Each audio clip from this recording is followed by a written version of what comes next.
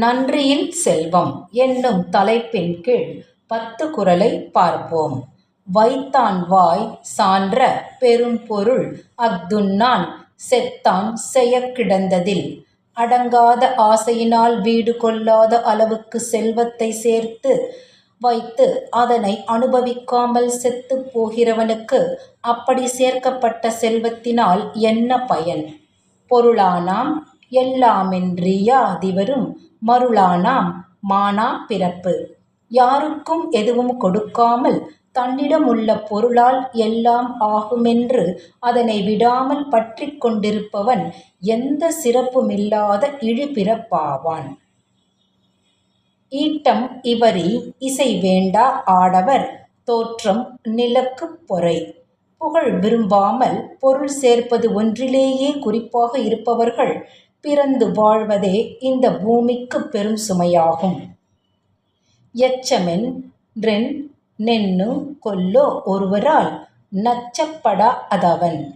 யாராலும் விரும்பப்படாத ஒருவன் தன் மரணத்திற்குப் பிறகு எஞ்சி நிற்கப் போவது என்று எதனை நினைத்திட முடியும்?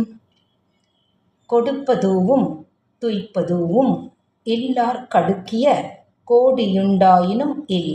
கொடுத்து உதவும் பண்பினால் இன்பமுறும் இயல்பு இல்லாதவரிடம் கோடி கோடியாக செல்வம் குவிந்தாலும் அதனால் பயனொன்றுமில்லை.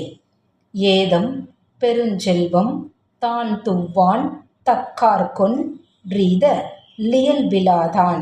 தானும் அனுபவிக்காமல் தக்கவர்களுக்கு உதவிடும் இயல்பும் இல்லாமல் வாழ்கிறவன் தன்னிடமுள்ள பெரும் செல்வத்தை தொற்றிக் கொண்ட நோயாவான். அற்றார்கொன் றாற்றாதான் செல்வம் மிக நலம் பெற்றால் தமியல் மூத்தற்று. வறியவர்க்கு எதுவும் வழங்கி உதவாதவனுடைய செல்வம் மிகுந்த அழகி ஒருத்தி தன்னந்தனியாகவே இருந்து முதுமையடைவதைப் போன்றது. நச்சுப்படாதவன் செல்வம் நடுவூருள் நச்சு மரம் பழுத்தற்று.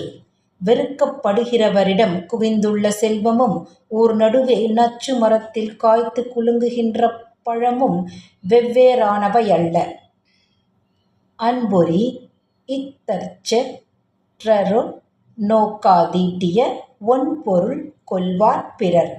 அன்பெனும் பண்பை அறவே நீக்கி தன்னையும் வருத்திக் கொண்டு அறவழிக்குப் புறம்பாக சேர்த்து குவித்திடும் செல்வத்தை பிறர் கொள்ளை கொண்டு போய்விடுவர்.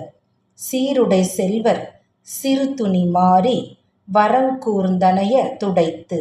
சிறந்த உள்ளம் கொண்ட செல்வர்களுக்கேற்படும் சிறிதளவு வறுமையின் நிழல் கூட மழை பொய்த்து விட்டதற்கு ஒப்பானதாகும்.